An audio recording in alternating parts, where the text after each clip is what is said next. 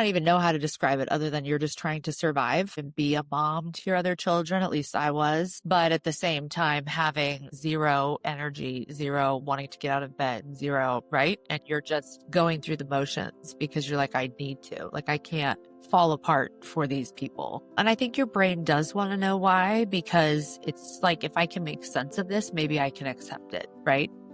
I think there was a part of me that felt like it was my fault because they get it from you, or like, I should have done more. I should have known about this. Like, there's a lot to reconcile. Welcome to The Rainbow Connection. This podcast was designed for mothers who are finding their way through life after loss.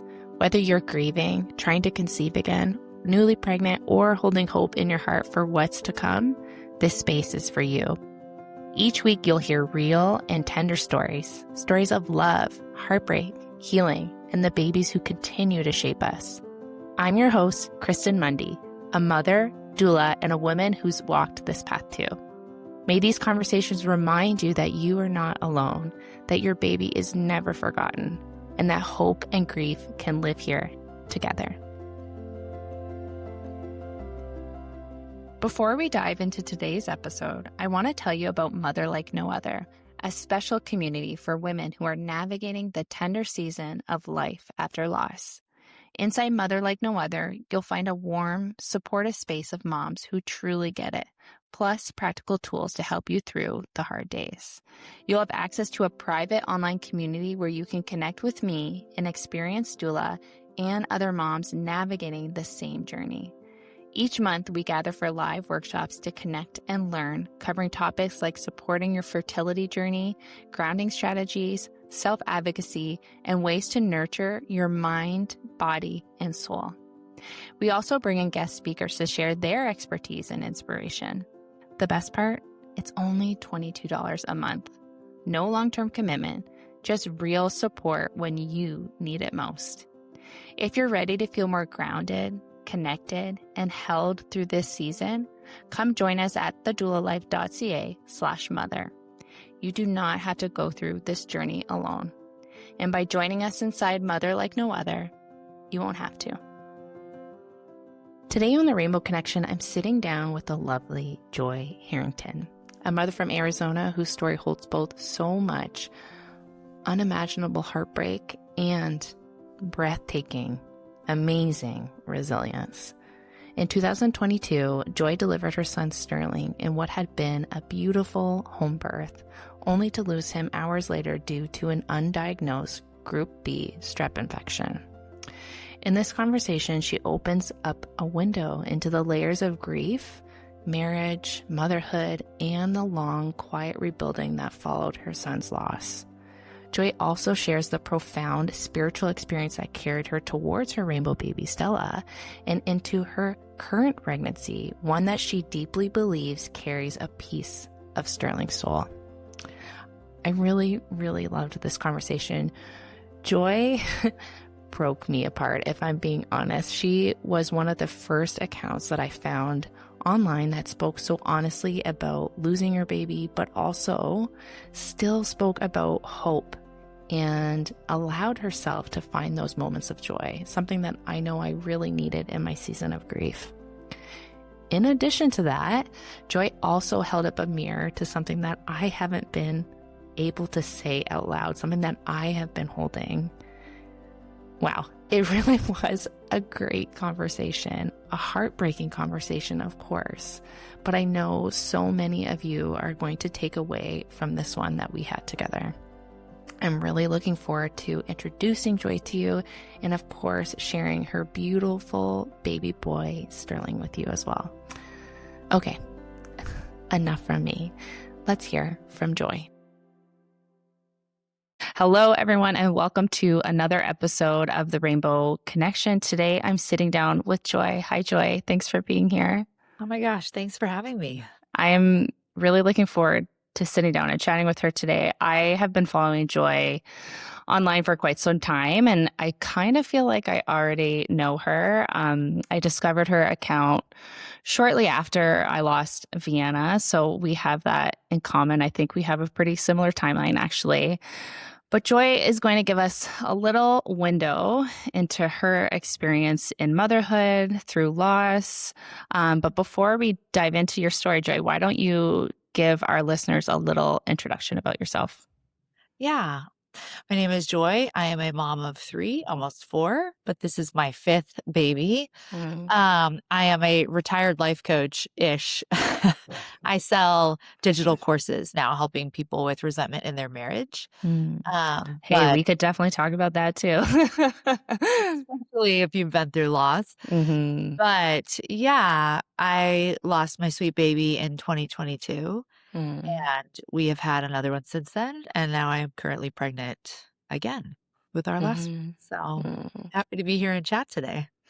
Yeah, I mean, we were talking before we pressed record that loss is just such a personal lived experience, and unless you've lived through it, it's so hard to really understand the complexities or what it's like. But I hope that, sharing your story today can give people a window into better understanding what, life is like through loss and after loss. And you're deciding to do it all over again. And I would love to, hear about that too, what it's like the second rainbow pregnancy. Yeah. But wherever you'd like to start, Joy, we would love to hear more about what that's looked like for you, your journey. Yeah. So we got married back in 2010 and had our first 2 kids before I hit 30.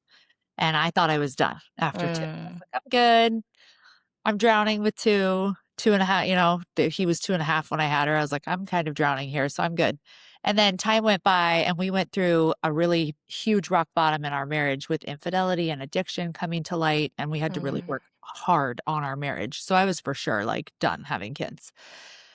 But we grew through that and healed and created something new. And then we kind of hit what's called surviving but not thriving in mm, marriage. And so it was like the second rock bottom where it was like, I don't know if we're actually still going to the same place. I don't know if we're still aligned in the things that we want, right? Kind of just reevaluating things. And at that time, my youngest was like 5, I want to say 5 or 6. And so we again hired a marriage coach. We decided to really like work on things. That's when I discovered my resentment was the root of a lot of things and decided to give it one last shot and really try to break some patterns together. And we did.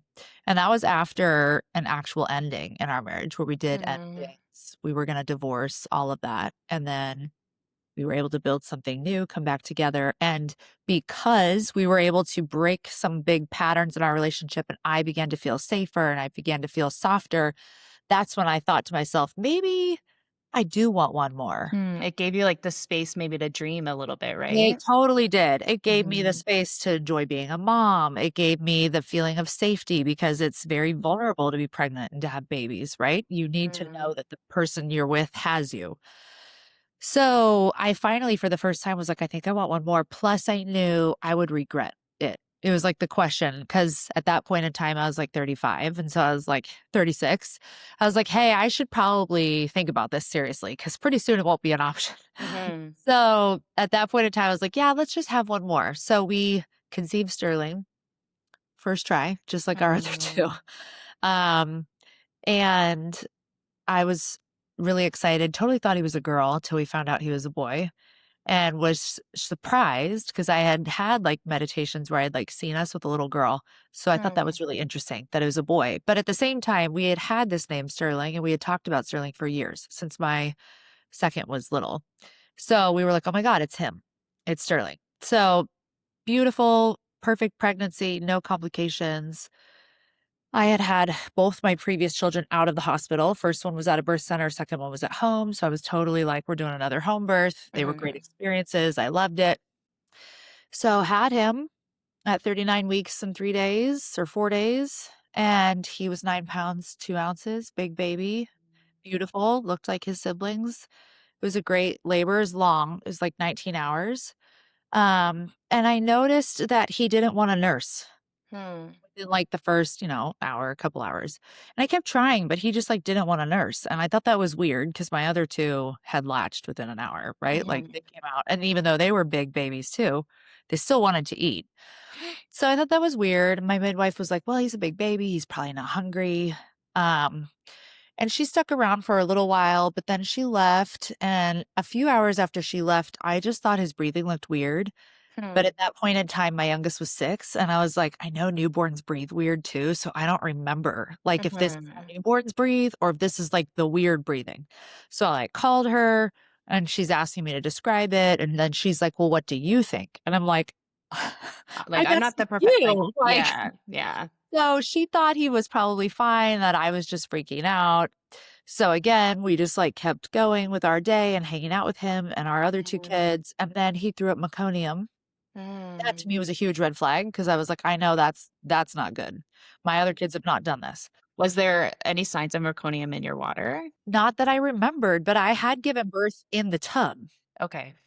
You know what I was like, I had given birth in the tub, in the water, and then I had gotten out. So it's not like I was looking for these things. You know what I mean? So I called her again and she said, "Well, maybe he took on water in the tub and was throwing it up. This can be totally normal." So it's like, again, I think he's fine, right? By that evening, I was like, he still hasn't nursed. And she was like, "Well, just keep trying." So And at this point, she's not like, "Maybe go in and get checked, maybe I'll come over." no, Mm. no, and she didn't even come back herself. Mm. And he was off and on fussy and sleepy. So Mhm. he would not stop crying, but then you would pick him up and you would soothe him and he would stop. Mhm. And then you'd try to lay him down and he would start crying and crying, and then you'd pick him up and he would stop. So we were like, wow, this is a fussy newborn because usually Mhm. newborns are like tired, Mhm. like they sleep. So I went to bed and my husband stayed up with him. And then I took him at like, I don't know, 2 or 3 in the morning. 'Cause we had him off and on, and then I took him at 2 or 3 in the morning, and got him to go back to sleep, put him in the little Moses bed in between us, and then I woke up at 5, and he was gone. I knew when I Mhm. woke up and saw his face. I was like, "Oh my god, he's not breathing." And I woke up my husband, and he's like, "No, no, leave him alone. He's finally sleeping." And I was like, "No." I was, like, doing the check, over the Mhm. nose. I was like, "No, he's not breathing. Like, he is not breathing." And I start to freak out, and I Mhm. called my midwife, and of course, she's like, "Call 911." So we called 911. My husband's doing CPR, right? It's this whole thing. Mhm. But he was already gone at that point. When they got there, they tried, but there was never a heartbeat or anything like that. So it was a huge shock and trauma, and everything that ensued was very traumatizing, going to the hospital, having to bring our kids there, say goodbye, right? It was all just like a huge unexpected shock. And then, of course, you don't know why this Mhm. happened. And everybody's like, "Do you think it was SIDS? Do you think it was?" And you're like, "I have no idea." And so they did an autopsy. And so 90 days later, we found out that he had contracted Group B Strep when he was going through labor, which is a vaginal infection that babies can contract. If your water breaks, then you have a long labor. You can contract, they can contract Group B Strep when they pass through the vaginal canal. Mhm. Some babies are exposed to it, don't get it. Some babies are exposed to it, they do get it, right? You can be tested for it because a lot of people get tested for it before labor. You can be tested negative and you can flip positive while you're in labor. You can Totally. reverse, you can test positive and flip negative, right? Like, so it's one of those things that's kind of hard to know when you're in labor, right? If you have it Mhm. or you don't, because you're not going to have symptoms. You're not going to know. Well, and they Uh, never repeat the testing either, right? correct. Not when you're in Mhm. labor. No. Mhm. So, yeah, we had no idea except for those symptoms, which when a baby has one of those symptoms or a couple of those symptoms, that can be normal. It's when you have all of those symptoms together. Those are 4. He had 4 out of the 5, which again, Mhm. I didn't know at the time. I now know. Well, of course you didn't know. You were a mother that trusted her care provider, right? Yeah, and it's something Mhm. that I guess you learn the hard way of like, I Mhm. never asked her, "How many babies have you lost? What is Group B Strep?" Right? Like, I didn't Mhm. ask these kinds of questions even when I interviewed her, that I ask people now for sure. And I feel like something that mothers aren't educated on, parents aren't educated on, and yet it is the number one infectious killer of newborns. And Mhm. they can contract it with what's called early onset, which is right after labor, right around labor, or they can contract it sometime within the first 3 months of life. So Mhm. 7, 8, 9, 10 weeks, right? And it comes on really fast and they get lethargic. Mhm. They don't want to eat. They get like a fever, right? They um, might throw up, right? Like those types of things. So it's something that I feel like people should be more educated on. Probably Mhm. the thing you should be more educated on Mhm. to go through pregnancy because it gets missed more than people realize, even in Mhm. hospitals. And I didn't know any of this before. This is all what I have found afterwards as a mom who is trying to make sense of how did this just happen, right? Mhm. And then you think I'm the only one, or wow, I'm an idiot and I hired the wrong person. And so I learned all of this by finding the Group B Strep community and learning, no, doctors miss this too, hospitals miss this too. Like, Mhm. and sometimes even if you catch it, they still can't save them. So it's like, it's a very tricky thing. But that was Mhm. our story with losing Sterling, which was pretty shocking for us, pretty traumatic for Mhm. us. Yeah, what did life like? Obviously, it sounds like you kind of went into what this is what most moms, lost moms do is like trying to understand what the heck just happened? Like what happened? Like make sense of something that is completely senseless, right? Yeah. What did life like with your family look like afterwards, in the aftermath of losing him?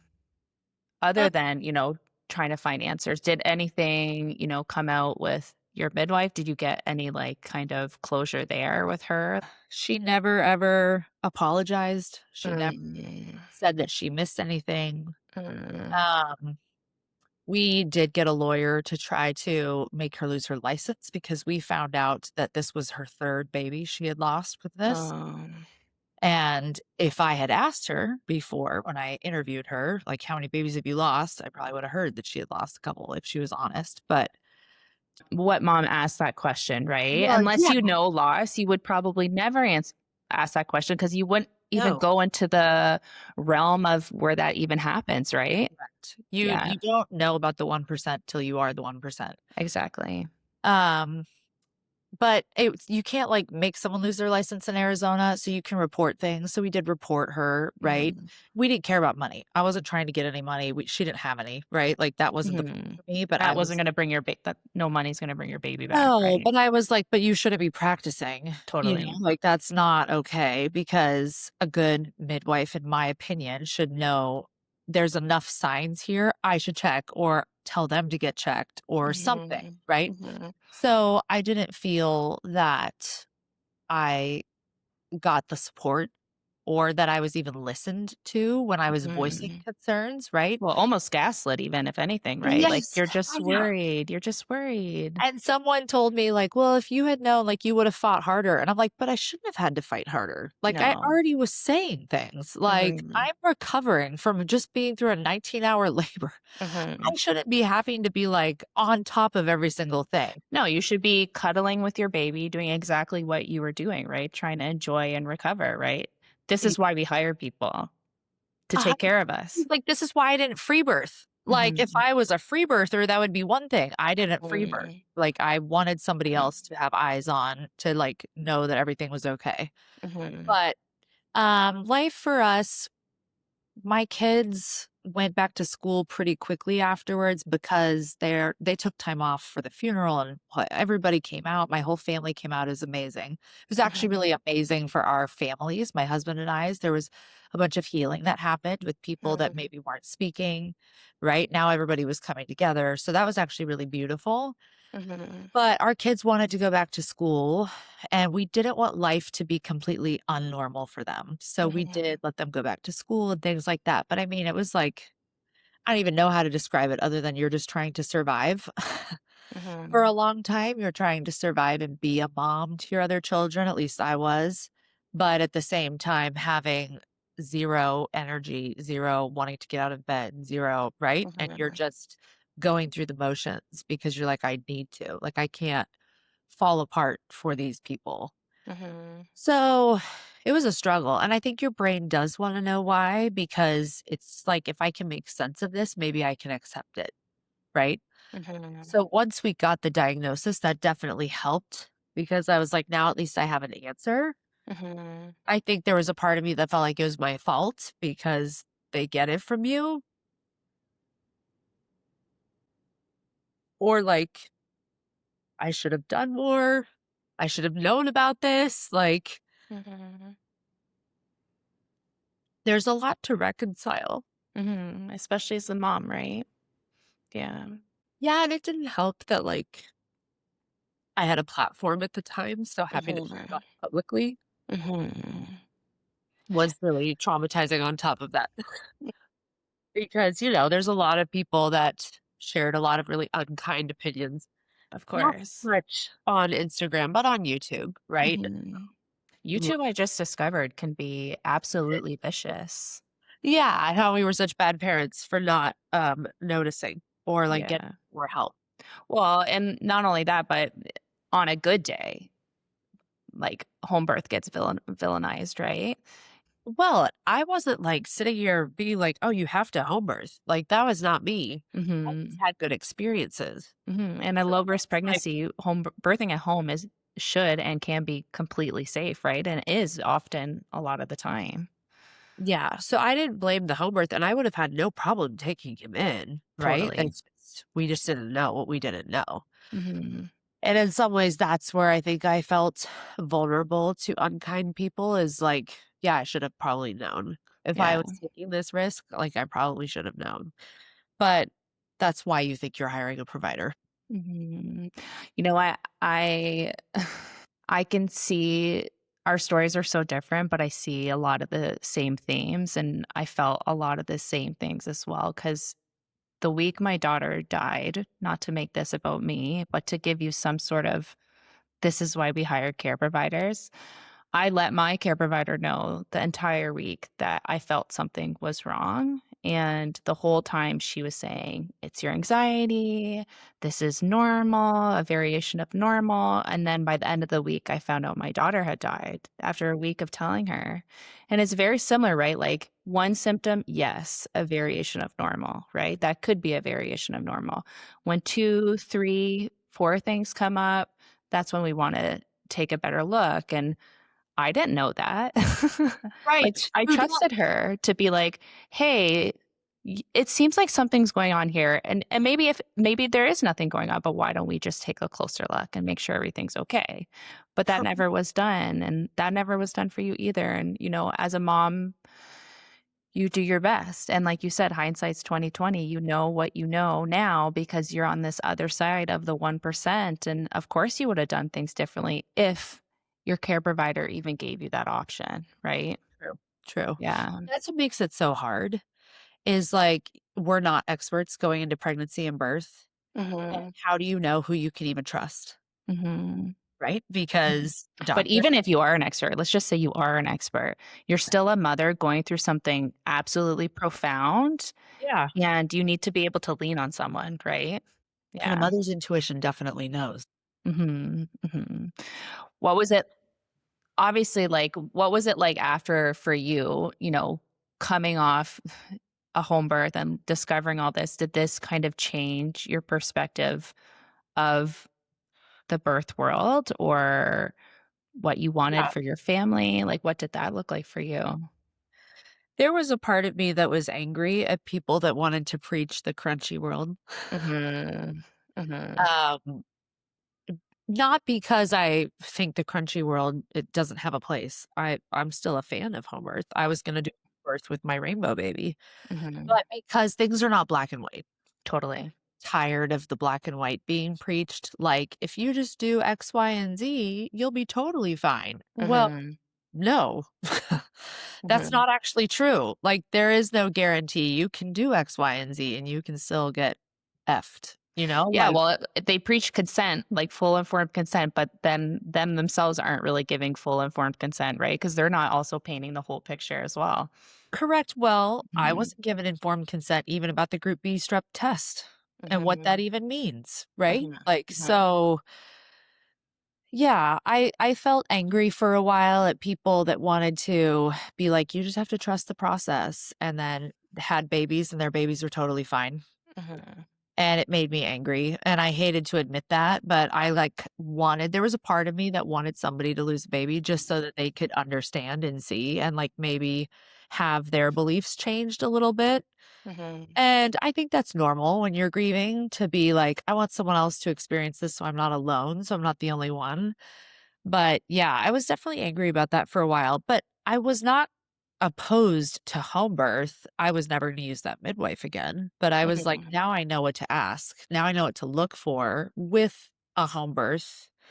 And when we did get pregnant with our rainbow, which we had over a year of infertility with that, following Sterling, which was a first for us. We had never been through Mhm. any kind of infertility or struggling to get pregnant. So that was a whole other grief on top, Mhm. because I know you kind of hold on to having another one.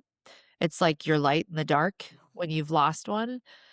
So that's a whole other topic. But when we did conceive her, I interviewed several people. I even interviewed a doctor. I went and interviewed a doctor. I interviewed midwives, right? Like I was interviewing everybody and asking all the questions. And one of them was, how many babies have you lost? Right. And like, what are you prepared for? And like, what's the emergency plan? And right. Like Mhm. all the questions that I never would have asked before. And it wasn't until I found a group of midwives and they had multiple people, right? Multiple providers. They had never lost a baby, that I was like, "Okay, I think this is gonna work for me." And we did not end up having a home birth because she was breech, and Mhm. So was mine. My rainbow girl was breached too. you know what? I have a theory about that too. I think it's just the trauma, right? And us Mhm. like, your body now that I'm going through it again, I get to see how traumatized my body was with my Mhm. rainbow and how it was just holding on to everything. I gained weight faster, right? Like, Mhm. all of that. It was just, like, holding on, and I couldn't even let go enough to birth her when Mhm. it was time, and they had flipped her.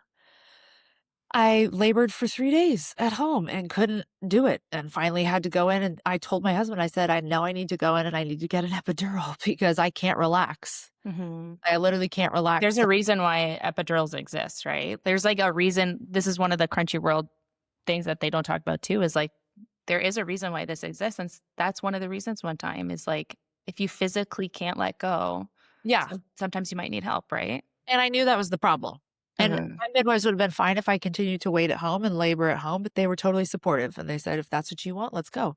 There you go. And I went in and I got the epidural. It was actually, like, probably my favorite labor. I was like, "Why have I never done this before?" Mhm. And it was perfect. But yeah, it's interesting going through it again because yeah, your pregnancy illusions are shattered Mhm. and you know that the 1% exists. And Mhm. so even though you know there's nothing I can do and I need to trust and right all through the pregnancy, it's a constant level of anxiety and it's a constant level of fears that I Mhm. never had before in pregnancy. Mhm. While we take a quick break, I want to introduce you to The Haven, my signature support program for mothers who are pregnant again after miscarriage, TFMR, stillbirth, or infant loss. This is not just a course. The Haven is a trauma-informed community program that includes weekly live workshops, expert guest speakers, and ongoing support from me, an experienced doula and fellow loss mom, anytime you need it. You'll also receive one-on-one check-ins, guided journaling prompts, full access to my birth course, Reclaim, and a warm, intimate community of other pal mothers, a place where you can be real, be held, and be reminded that you are not alone in this. Enrollment inside the Haven is now open, and support is available to walk with you throughout your entire pregnancy. From the moment you see those two pink lines, all the way until your baby is tucked safely into your arms. If you've been longing for a place to feel safe, feel seen, and be supported throughout your pregnancy, then the Haven was made for you. You can learn more at thedoulalife.ca/haven. Inside the Haven, your baby is remembered, your voice is honored, and you are fully supported every step of the way. I know that we were going to talk about that a little bit. Of like, Yeah, what's like what was that? What were like the big differences for you with your three boys versus, your rainbow? Because it's three boys you had, right? no, I have boy, girl, Boy, boy. girl. Okay. Boy, girl, boy. Cool. Where were like the biggest differences that you saw between those pregnancies, your pregnancy after loss compared to those ones? It's Oh, just I night and day, never, right? it's night and day. I Yeah. never, ever in first trimester worried about a miscarriage. Hmm. And in first trimester with her, I was like messaging my doctor being like, do I need to get on hormones? Do I need progesterone? Do I need like, you know what I mean? Like, what about this? And what about that? Like, and how can I prevent this? And they were like, you need to calm down. Like, you Hmm. don't need hormones. Your hormones are fine. Right. But you do. You all of a sudden worry about miscarriage and you worry about milestones. And then you have these fears of, yeah, stillbirth. And what if this happens again? Right. And how am I going to actually face labor again? Like, actually, that part I think was really hard for me to wrap my head around is like, how am I Hmm. actually going to do this again? Because I think it's going to bring up so much for me. Hmm. Did you, preparing for your birth, was there anything other than hiring a different team that you felt safer with? Was there anything else you wanted to do differently? I know that, like, one of the hard parts of loss is that in this, like, unraveling in the aftermath and wanting to learn everything and educate yourself, you Yeah. also open yourself up to a whole new world, right? Where, like, bad things happen and there's, like, all these things that you've never thought about before that you've learned about now, and you're like, "Okay, great. Yes. I didn't just learn about how my baby passed, I learned about 100 other ways that can Yes. happen." So what was it like for you, preparing to not only, like, step into your trauma, your exact trauma again, like, how did you armor yourself or prepare yourself for that? I mean, I was definitely someone that got more ultrasounds. Mhm. I was before the crunchy mom that did, like, maybe 1 ultrasound, and the Mhm. last time I was like, "I definitely need to see her." I got my own Doppler, I was, like, listening to her heartbeat at home, right? Mhm. Mhm. Um, I did the Group B Strep test, not just the regular one, but the urine culture too, right? Like, Mhm. I was taking specific probiotics for it, right? Like, because 'cause they're Mhm. like, "You should probably take some probiotics." They even had them, like, the vaginal ones that you can do, right? Mhm. All of that. I did not sit there and read stories when I was pregnant because I knew I couldn't handle it. And so I Mhm. was actually protective of that. And I would try not to let myself go into a spiral, right? So, like, if I needed something, if I needed an ultrasound or if I needed this or that, I would go get it. But, like, I wasn't going to sit there and let myself just dwell and dwell and dwell. So I would text a friend or Peter or someone that could help, like, redirect me if I felt myself going in that direction. Mhm. And to be honest, if I'm 100% honest, I think I spent a lot of the pregnancy avoiding. I kept myself busy. I, like, worked Mhm. out and I cooked all these healthy meals and I was, like, taking care of the kids and we traveled all summer, right? And I was like, "Just stay busy." Like, let's get this time passing, right? Yes, because it Yeah. was, like, the slowest pregnancy ever, right? Mhm. Mhm. And every milestone feels like a victory and also feels scary at the same time. So Mhm. I never noticed when people said, 24 weeks was the viability week before. Never hit me until I went through my rainbow pregnancy. All of a sudden that mattered. Mhm. Like, Mhm. all of these things matter. And then I guess I didn't have to face a lot of things until I found out she was breech. Mm. And then they were like, she might be breech because you haven't faced certain things emotionally. You're like, And I "Great." was like, "Oh, great." So I spent a few days trying to do that. But again, you can't force your body, you know? Mhm. I did acupuncture, I was doing flips in the pool, we were doing inversions, like, I was doing all of it. Mhm, we did that too. I remember those days so well. And then people wanna message you and say, "It's just a variation of normal." And I was You're like, like, "Well." I know, because people would be like, "You can totally deliver your baby breech." I'm like, "You probably "Yes." could. You probably could." Am I the person to take that risk, though? Nope. I don't think I am, yeah. I know. For me, I remember thinking, like, when my daughter was breech, I was like, "Does she know something that I don't know?" And I Yeah. was like, "Maybe I just need to lean into trusting that there's something I need to learn from this, or, like, maybe I can't handle labor." And she's like, "Nope, we're not even gonna go there, mom. I'm bringing you, like, right to the OR because my baby, she did not flip, and we did absolutely everything." And I was Yep. eventually like, one thing that, a doula probably wouldn't do very often, I was like, "Okay, I'm booking my cesarean and we're doing Yep. this," right? Yep. It just changes everything, right? So, Oh, your yeah. baby, spoiler alert, she did end up flipping. Well, yeah, he manually flipped her. Mhm. We found, like, the one doctor in Arizona who would deliver breech vaginally if I wanted, but I did not Mhm. want to, and then he had a really good success rate with flipping babies. But I was also concerned about that because I Mhm. knew flipping them inside can also lead to issues, right? So, Mhm. again, it was a huge fear. I was very emotional. It was really scary. But Mhm. he told me, he's like, "We're gonna try, and she's either gonna flip right away," and we didn't know it was a she, so I'm throwing that in there. But he was like, "They're either gonna flip right away, and they'll do that, or they're not, and we're not gonna push it Mhm. Mhm. because they're like, something's wrong." And so I was like, "I'm great with that. Let's try, and if they don't, I'm doing a C-section." I Mhm. was totally fine with that. But he literally tried and she flipped right away for 60 Mhm. seconds. So then I was happy, but then more fear sets in because they send you home after an hour of monitoring you and they're like, "So try to have the baby soon because you don't want them She's to head flip." down. Yeah. Yeah, then there's a worry of them going back, right? But also I was like, what if something's wrong now? What if we cut off her umbilical I cord? What, you know know. what I mean? Like then you start going down the whole, like, what if we literally just killed our baby in the womb and I'm days away from delivering? Like that Mhm. whole, Mhm. so that was scary, right? But then my midwives helped, like, strip my membranes the next morning, and labor started, and that's when I had the 3 days of laboring at home and finally went in, and I was like, "I can't do this." So, yeah, Mm. it worked out. What was that moment like, delivering her? Oh my god. They bring you back to life. Mhm. You feel like you finally took a breath again for the first time Mhm. in years, and you don't even know, like, that you've been living not alive, but literally, it feels like you come back to life. Mhm.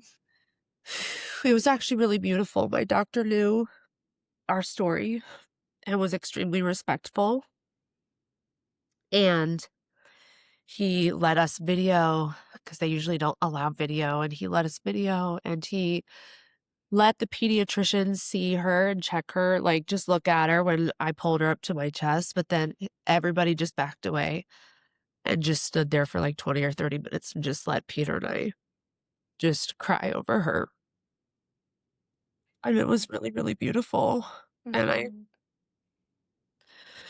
just couldn't stop crying because it feels like you've waited for so long for, like, that redemption. That feeling for me was nothing but, like, joy. I didn't feel grief, but my husband felt grief in that moment. Mm. Like, he felt joy too, but he also was crying for Starling. Mhm. Of course. So it was interesting to see both of us respond differently too. Mhm. Well, I feel like it's so different for it's different for everyone grieves differently, but it's so Yeah. different for the mom who's been, like, holding this hypervigilance for Um, 9 months, who was, like, I'm doing quotations with for people who can't see me, like, responsible, right? It's just such a victory, yeah. and I've seen that video, by the way. Um, it's so beautiful, and I felt so much, like, similarly, where it did feel like redemption. It did just feel joy, and it's like, "Wow, I'm capable of feeling joy again." Like, it's just such a huge moment, right? What did that look like, afterwards? Did it give you a different perspective on everything that you had gone through, or, like, what did that feel like? Finally, you're bringing this baby home. You're starting this, like, new era again, another new era, another new, milestone in your family's life. What did life kinda look like after that? It's a mixture, man, because there's a part of you that doesn't take stuff for granted anymore. There's a part of you that actually enjoys it more because you know what it's like to not have it. Mhm. And I think I took that for granted with my first 2 because I'm like, "What? You just have a baby, like, no big deal." You know what I mean? And this time you're like, "No, I know this is a big deal." But at the same time, I had new fears, new anxieties, right? Because now it's Mhm. like, well, I had a baby last time too. Mhm. And it wasn't till the next day. Do you know what I mean? Mhm. So, like, I remember my son said, "I don't wanna meet the baby the first day. I Yeah. wanna meet the baby the second day." Now, he did end up changing his mind, and they came to the hospital, and he met her, but he was slow to warm up, I think, out of protection, and I've had major anxiety the first night home from the hospital going to sleep. I wonder why. Yeah, right? Like, you now you have anxiety about them breathing or waking up or what if they get sick or right? Like, you have Mhm. things that you worry about, especially the first year, I feel like, that I didn't worry about with my first 2, right? That I Mhm. When just they're so small and fragile, right? Yes, Yeah, and you're totally. so responsible, like, they're still gestating, right? And I never wanted to be that parent, right? I never wanted to be that helicopter parent, but even my Mhm. husband is more vigilant with her too, Yeah, right? what did things look like for him? To be honest, he slept in her room till she was, like, 6 months Mhm. because he needed that for himself. Mm. So, he's gotten up with her actually way more than I have. Mm. He was the one that was like, "I'm getting up with her at night." Mm. Um, and it's almost like he had more anxiety about it than I did, and it was almost like even though she was sleeping through the night and didn't need anybody in there, he still needed to be in there. Mhm. So, it's been interesting to watch because he was not that person before either. And it's really endearing and cute, and at the same time, I'm like, "You also can't project onto her, like, that's not gonna be fair for her whole Mhm. life," you know? So, he's definitely better about it now that she's 15 months and we're having Yeah. one, right? Like, it eases up as they get older, it's just when they're so, so fresh and little. Mm. I think that it was the hardest, but she's definitely healed him in a lot of ways, and he said that, like, that she's healed him and even stuff from our first 2, because he was so busy with work with our first 2, so I was the primary person with them, and he feels like he missed out, so she's been a big redemption for him Mhm. Mhm. ways. How has she, because I know we've talked about, your marriage has a big theme, right, throughout the Yeah. years. How has, losing Sterling, welcoming your baby girl, like, how has that affected your marriage? I'm sure that was, like, another shift for you guys, right? Yes. Mhm. That we're still working through. Yeah. Well, I It feel like you don't really get to work on it until you You do don't. bring your rainbow home, right? Because it's like, Correct. you're just living in the survival mode. You are. You and I was okay with that. We had a foundation at that point in time that we could coast on, and I was really grateful for that, Mhm. but there is work there for us to go back and do, and you just aren't ready for it. At least I Mhm. wasn't, and I don't think he was ready for it until you have that rainbow because it's like you almost need some sort of sense of security Mhm. or like a new chapter to like emotionally get out of survival mode, right? Mhm. So when you're sitting in survival mode, it's really hard to be like, let's go work on things. I know, like, let's Yeah. make things harder, No. right? Yeah, like there's only so much you can handle. And I knew that as a Mhm. life coach. I'm like, you only have bandwidth, right? For certain things. I don't have the bandwidth right now. And that's okay. Mhm. So that's something that we need to go pursue together. And we started to at the beginning of this year and then we moved and all the things. But I know we did not grieve the same way after Sterling, and so there is some hurt there on both sides because he feels misunderstood, I feel misunderstood. There's there's some wounding there, right? Because what first happened after Sterling was he became the rock. It was like, "This is what we're gonna do." Like, he helped with the service, right? He, like, took the reins, he, like, led everything, and I was like, "This is amazing because I can fall apart." And then a couple weeks after that, he fell apart. Mhm. There's only so long you can do that, and then you need to fall apart. And I was like, "Well, wait a minute." if you're falling apart, I can't fall apart because then the kids, you know what I mean? So then I was like, Mhm. why are you falling apart? Yeah. And he was like, what do you mean? Like, I need to be able to be sad too. Do you know what I mean? Mhm. So it was like hard to balance who gets to fall apart when and how does that affect the dynamic, Mhm. especially with children in the mix. It would have been Mhm. different, I feel like, if we didn't have kids. Maybe we both would have felt like we could fall apart. But when you But have then again, children, you still have to, like, pay the bills, and you're like, life still moves forward even when you're, like, dying in your bed. totally. Well, and Mhm. part of it was like, if you're spiraling here, if I let myself spiral with you, like, I'm not gonna come out of this. You know Mhm. what I mean? Like, I was afraid Mhm. of getting caught in his spirals because some of his spirals, I was like, "Oh, I can't. Like, I can't go there with you. Like, this is gonna be bad." And so, that's where then he felt misunderstood or judged for how he was grieving, right? And I think a lot of people can relate to that because you do grieve very differently and you need Yeah. different things. Mhm. So Well, especially as a mom, I feel like you can't give space to everything that's needing space because you're like, I still have to show up and be a mother. Like, I feel like if we were to lose Vienna now, my grief would look so different because I'd have to be like, I cannot go into this because I can't afford to fall correct. apart. I Yes. just can't. Yeah. No. Well, Mhm. and at the same time, I was recovering postpartum. So I was Mhm. like, dude, like, I'm a Hello. mess here. Yeah. I cannot be the one holding things together right now. Like, I've just given birth, right? So, Mm. like, it's a hard situation to walk through, and I Yeah. do know that there is stuff for us there. We both know that. Well, how could there not be, right? Yeah. Yeah. We're in a good place, and having Stella has helped a lot, and then having this one is even more. I hope you have another one because having this one I want to.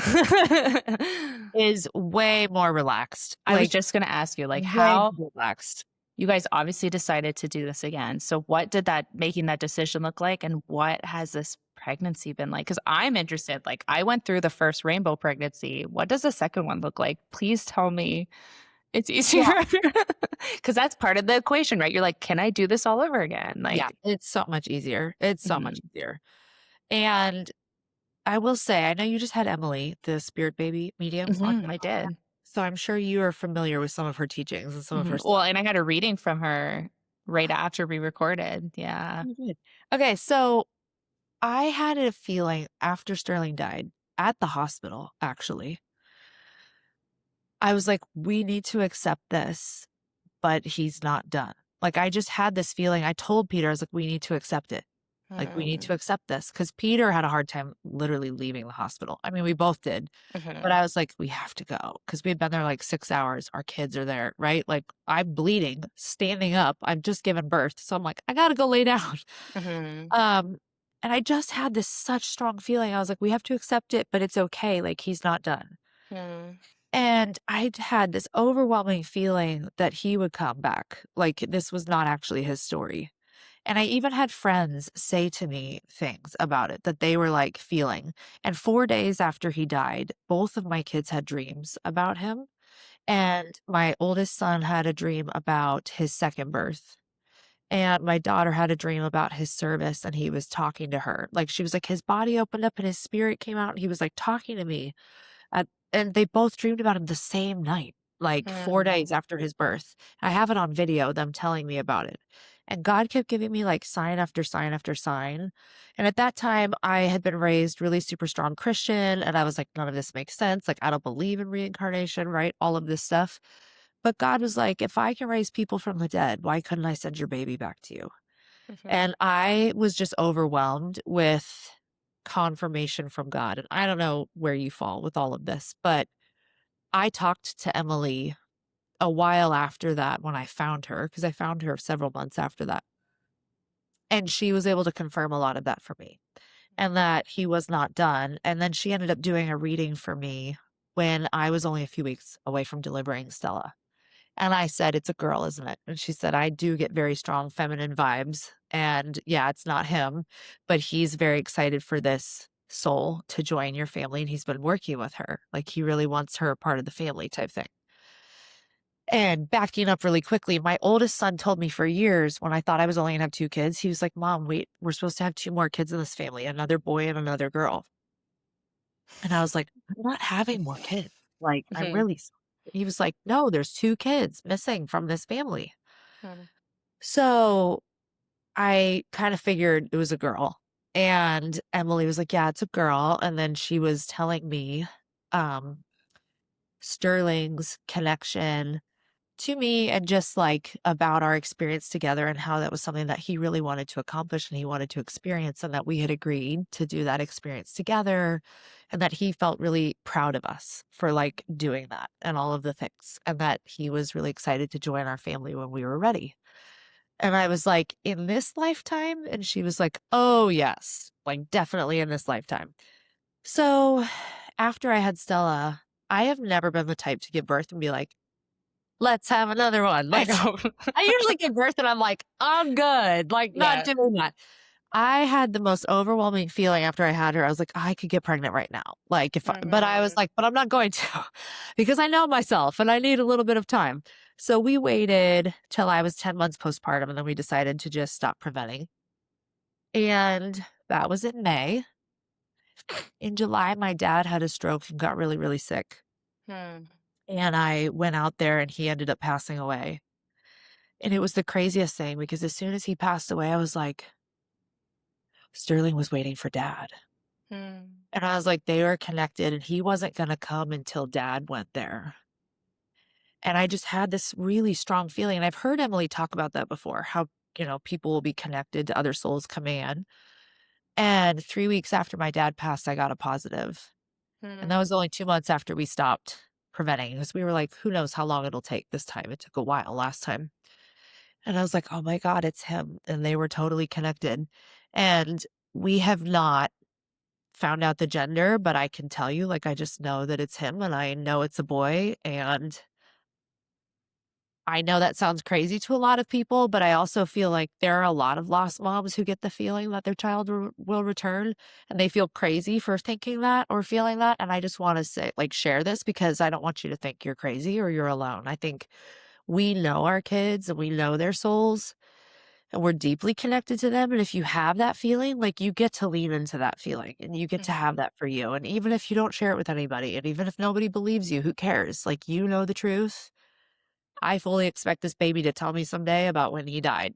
Like, I expect him to know and to tell me all about it, and I tell Peter all the time, like, "It's him, he's back," like, I can just feel him, but Mhm. I can tell you that this pregnancy feels so different even from his pregnancy. His pregnancy was really intense emotionally Mhm. and very heavy. And this baby has just been like solid. Like the only way I can describe it is I am. Like I am. There's no question, there's no doubt, there's no fear. It's just I am. Mhm. Like is the only way I can describe it to my husband. And it's been really beautiful to relax into that this time. I haven't had the fears like last time. I haven't had the anxiety. I'm like, I just know. Like I just know. And Mhm. so that's been really cool to experience, and it's gone by really fast. I'm like, That's very nice. I love that for you. really fast this time, probably because I have a 15-month-old and I'm not ready for, 2 under 2. Mhm. But, really fun watching my older 2 kids with Stella, and then now watching them have another one will be really fun as well because Mhm. it's brought them so much I closure. was It's just gonna say, like, it's probably so healing. Like, I don't know how you're able to, like, hold all this. Like, seeing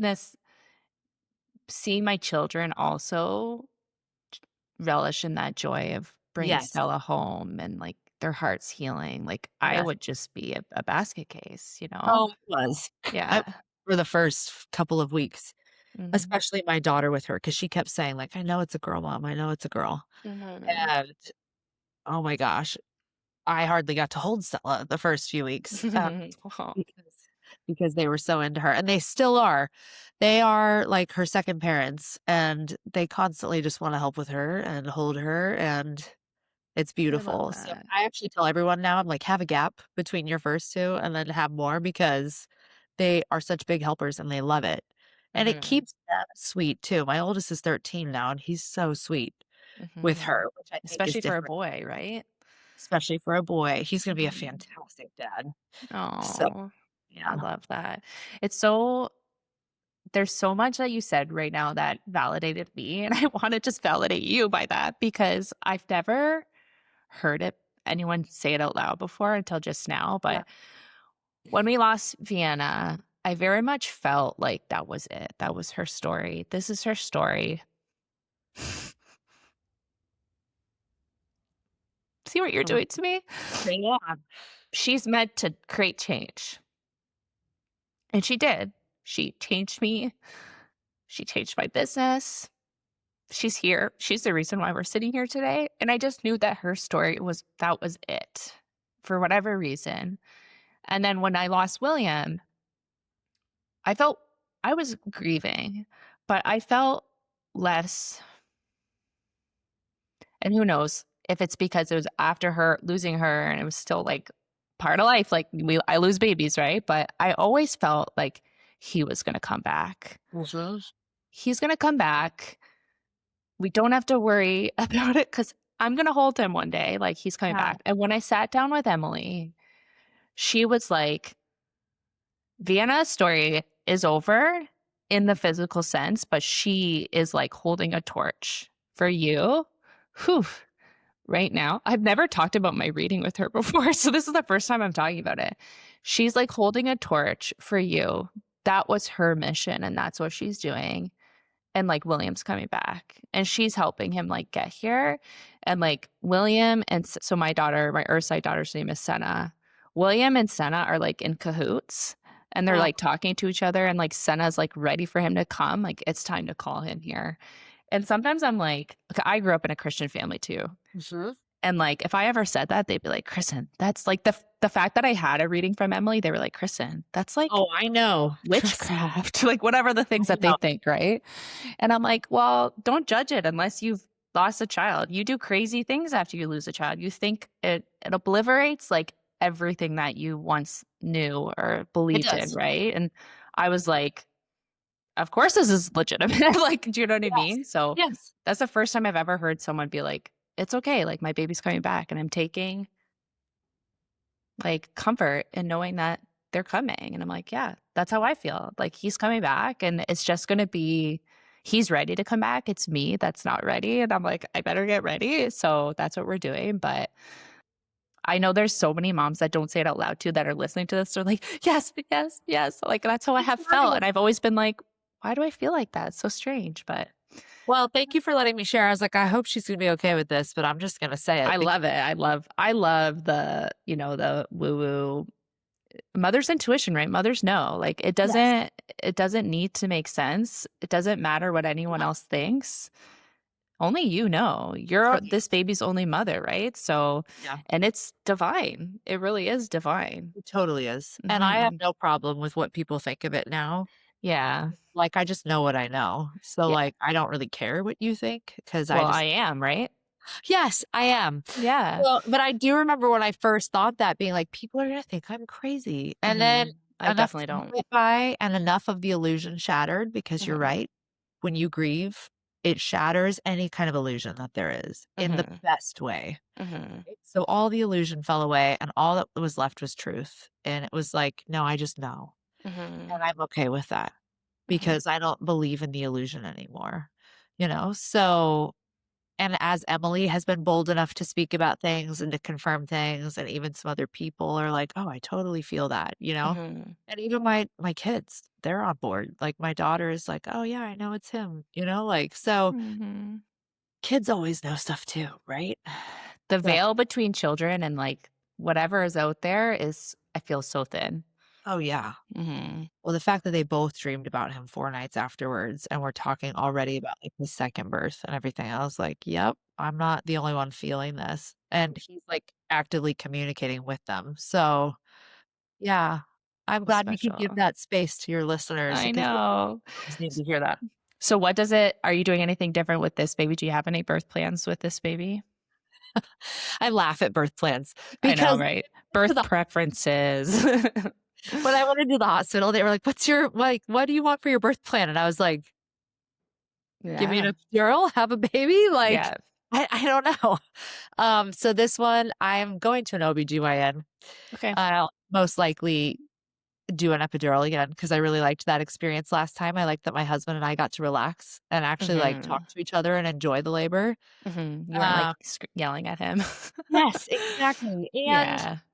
I kind of want that overnight stay in the hospital just for extra eyes on the baby for the first Mm-hmm. night. Now, just being through what I've been through, I'm like, why not just have extra eyes on them?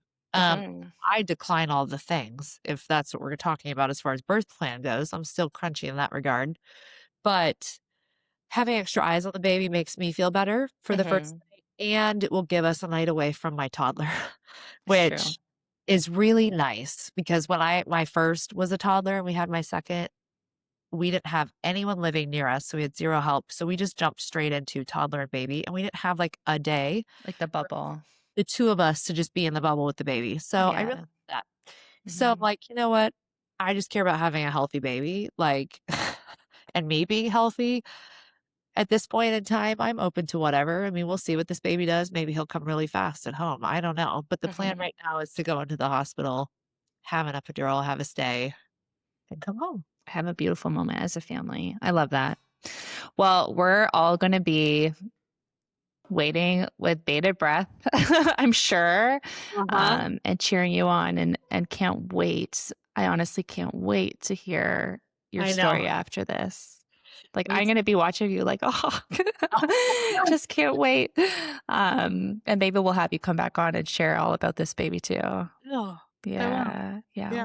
Well, Joy, thank you so much for this chat. I always find that the guests that kind of sneak up on me here and I'm like, oh, I have a recording this morning. I'm like, those are always the ones that stop me in my tracks. And I'm like, that end up always being the most profound conversation. So I'm just feeling so grateful that we finally Oh. got to sit down and I got to hear this from you. And um, just so thankful. Where can people find you if they want to connect with you? Instagram is my channel. So Hmm. it's at joyharrington.ig. I do have a Hmm. YouTube, but I haven't been active on it for a little while. So yeah. Well, I'll definitely include it in the show notes. Well, thank you again, Joy. And we're wishing you, I speak on everybody, but we're wishing you the most joy and beautiful next few months. And yeah, wishing you all the best as you arrive, as this new little bundle arrives for you. Thank you so much. Thank you so much for tuning in today. If you enjoyed today's episode and want to connect more, Instagram is where I hang out most, so come join me in a beautiful community of lost moms for pregnancy after loss education, real life grief talk, and deep solidarity. You can find me at the.doula.life and at the Rainbow Connection Podcast. And remember, you are never alone. I'll see you in the next episode.